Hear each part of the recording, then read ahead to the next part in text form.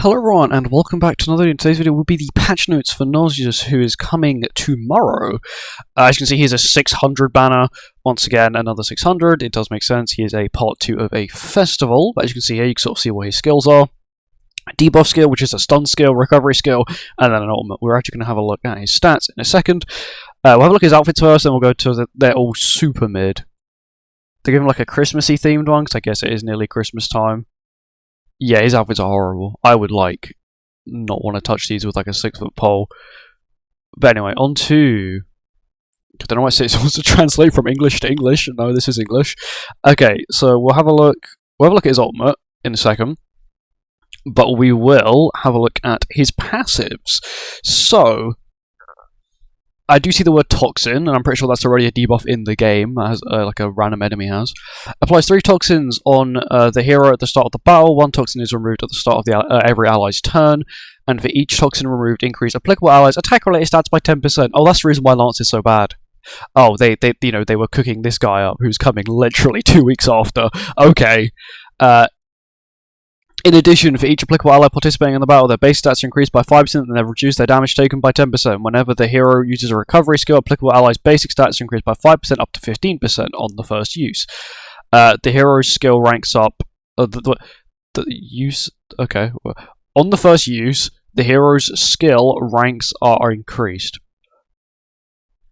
I'm actually appalled. Like, this is absurd. Like, this is actually absurd. So, you get 30% basic stats for humans or Fortnites. Alright, currently the only 3 Fortnites we have are also humans. You then get 30% damage reduction.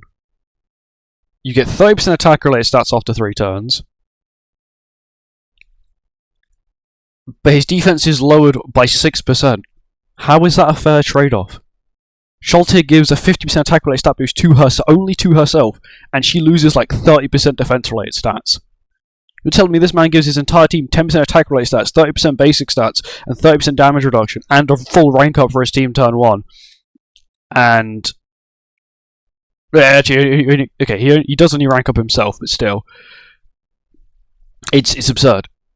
He has like your standard healing skill, and then a stun. Removes debuffs from allies, grants debuff immunity, and increases... What the hell is this? Removes debuffs from allies, grants debuff immunity, increase attack-related stats by 50%, defense-related stats for 70... For 4 turns? Oh my god. Okay, so no matter what the ult level is, it's always 4 turns. 25%, even that's absurd. 50% defense-related stats. If you're running like a full 4 Knights team, you're getting like 45% damage reduction from Lance. So you get 45% damage reduction from Lance, 30% basic stats from NASIENS, 30% attack-related stats from NASIENS, 30% damage reduction from NASIENS. You've got then healing from NASIENS, you've then got the stun from NASIENS, you've then got DPS from Lance, you've then got DPS from Percival, as well as healing from Percival, as well as damage reduction, as well as like millions of other things, and then you have someone in the back.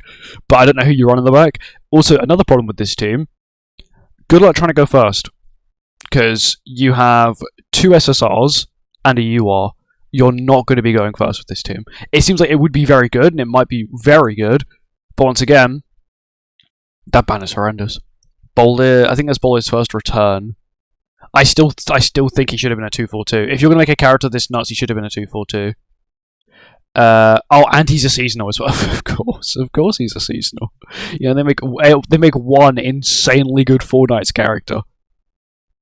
Like, this is probably the best 4 Knights character they've ever added, and he's a seasonal. Insane, like, this is what humans needed: an attack-related stat booster, a basic stat booster. The healing is sort of not needed, the stun is sort of not needed, it means his skills-wise are not really going to be too good. He also doesn't work in the back, means you can't just run him in the back, so you're going to need to find a back line. But if you've got Red Jenna, 100% just chuck Red Jenna in the back, you got another... I don't know how much attack she provides, I actually don't know now. I want to say about 20% attack-related stats, I want to say, in total, including her relic. That is nuts, though. That is, like, absolutely nuts. Bundles, bundles, bundles. Login stuff. So this is the second part of, like, the Lance tickets, whatever they call it. Yeah, it's like the tickets thing, which is pretty cool. We got one free multi, which is pretty good, and a level 90 coin, which is pretty good for some people who, of course, don't have all their characters leveled up. So if you know all your characters leveled up, you got a free 90 coin. So if you do pull Nauseous, or once again, you're pulling for someone on Lance's banner or something like that, you can now get them level 90 straight away, which is pretty nice. Okay, these are rewards from the Supernova Jump Box Part 2. Festal Gotha, that's not bad, that'll be 5-6 for me. Lolly Merlin will be 3-6, I think, after this dupe. Pretty sure this guy's already 6-6, and Escanor I know is 100% 6-6. The rewards themselves aren't that good. Do we get... So we get... I'm guessing we get 3 more sets of perfect UR gear, which if we do, is absurd. Okay, okay, we're gonna skip past that. And then once again, after you complete all 11 stages, sorry, all 10 stages, the 11th stage will just keep repeating. So you complete 11th stage, it'll keep going. But generally, this is like really good rewards. Nazi seems pretty good, which I'm quite happy about. Will I summon for him? Probably not, because once again, end of year is coming up, and most people say for end of year, and I don't blame you for it. Lance might actually be pretty good now.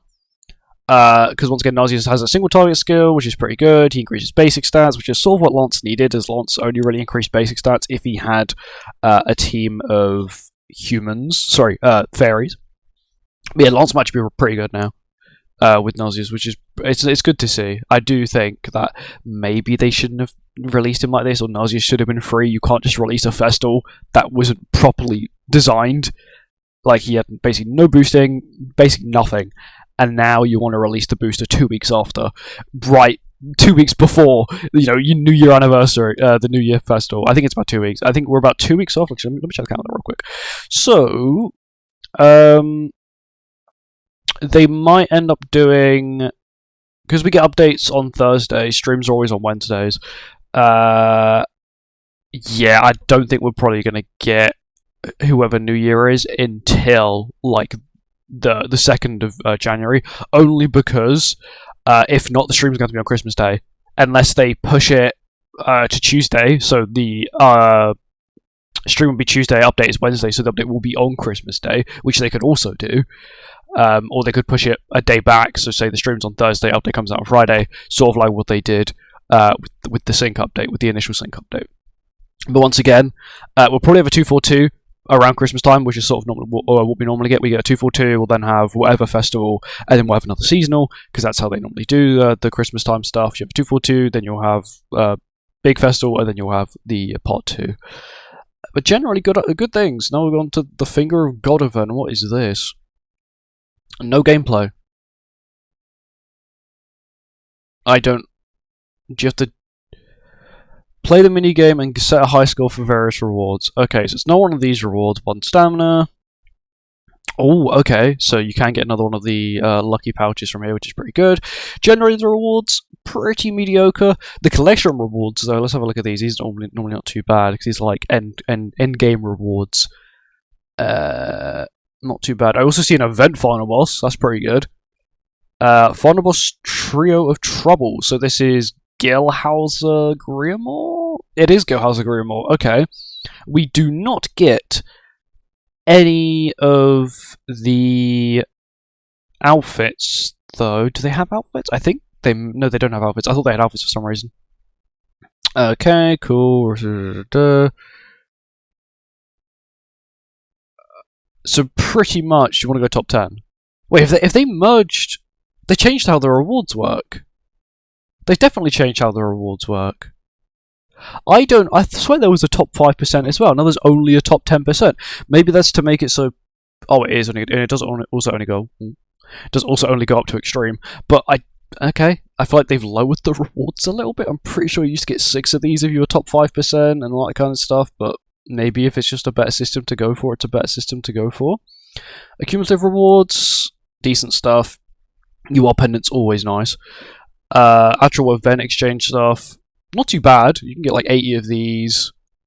It's just generally just character level up stuff, which is what everyone's going to need. Like, I'm not complaining about any of these rewards. These things aren't really too useless, or they're not too useful to me, but as I guess a new player, they might be quite useful. And then these as well. Pikachu boss. Normal hard extreme with the ability to, of course, go even higher if you want to do that with the thing. It's a 4-man up one. What are the rewards? These are the shared clear counter rewards. So if you've done it with the Gloom and the Melic, you've done it with this as well. So these are not more rewards. You get another card, which will probably finish off the card set, the Four Knights or the Lance one, whatever it is. I don't actually know what the set's called. You get 50 more of these tickets, 10 SA coins, like that. It's actually a pretty good shop. Like I would take all of that easily. The 10 SA coins, of course, because of the sheer amount of UR characters that we're getting and all that kind of stuff, and you know, all these really broken characters, they have been giving out a lot more Super Awakening coins recently, which is sort of what we do need anyway. They've changed the Default Soldier's 1 stamina thing. We now get this as a guaranteed reward. Instead of getting 1 diamond, we now get 1 SA coin, and they've also lowered it from 10 of these tickets to 5. Okay. PvP victory rewards. Okay, so when you win in PvP X amount of times, these are the rewards you get. Not too bad. I would say they're probably worth going for. Like realistically, like if you're playing PvP, unless you like hit champ 1 in one place and like you don't really want to drop out of masters in geared because maybe you haven't got the best stuff, then maybe don't after you've like got to where you want to get to. But I'm probably going to go for those rewards because they are all pretty worth it. Standard stuff. Web shop updated. It will be added to the 7 Deadly Sins Grand Cross. Okay. Wait, that means we can actually see what we can buy with the points. That's pretty cool. Web shop exclusive bundles will also be available. Okay. More details in... Okay, cool. Benefits cannot be combined with 7DS web points earned through the PC beta version payments. What? Web shop. Okay. You'll receive 10% of your payment amount as loyalty points. Benefits cannot be combined with the 7DS web points earned through the PC beta. Okay, so now they've got like a... You can like purchase it. My guess is like you can purchase it, and if you have someone's friend code, you can like, I guess, gift them stuff, maybe? I don't know. The way this is laid out is sort of weird. They sort of now made 2 ways to buy stuff, not on, once again, the mobile version, which is sort of odd. Once again, we'll have to see how this goes, see how it is. Bugs, fixes, they've removed, I'm pretty sure, the double XP, all that kind of double stuff, which is pretty irritating, but once again, it lasted for 2 weeks. It was pretty good. And then, once again, to Hero Arena, NASIENS will be added to Hero Arena for the rest of Hero Arena for the buffs, which is pretty good, because he does work everywhere, which is not too bad. And they also fixed the bug where now you can forfeit in PvP. That was kind of irritating. Only happened to me once, but the one time it happened to me, it was against a Mega Whale, so that wasn't too fun. Okay, they just fixed bugs with Lance. Fixed Lance. Displayed as a single race hero. Okay, but that's already it. It's not a bad update. NASIENS is really good from what I can see. Once again, we have to see how he plays out before we can really judge how good he is. My only real problem with him is he seems like he was designed to fix Lance's flaws, which isn't really something you should be doing, is releasing a character that immediately fixes the problems that the current character have. The current character should have been fixed with all the problems fixed. You know, they shouldn't have been released. You know, he's got mediocre crit chance. No one really increases his crit chance. Oh wow, now here's someone who can increase his crit chance by 30%. His crit chance is still going to be 150%, which is only a little bit higher than Demi's and a slight bit higher than like Shion's and Melee's, but it's better than what it was. I'm not going to lie. Maybe I have to crit a little bit more now, which is sort of what he needed. But yeah, generally not a bad update. Thank you for watching. I hope you guys enjoyed. I'll see you next one. Goodbye.